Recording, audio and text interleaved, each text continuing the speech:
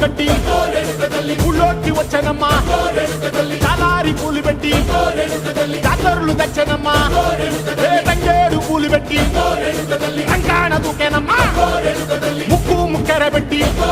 ముల్లోకాల నెలదమ్మా ముంగార చూడంగా మున్నూరు కన్నులమ్మా ఎనకాల చూడంగా ఏనూరు కన్నులమ్మా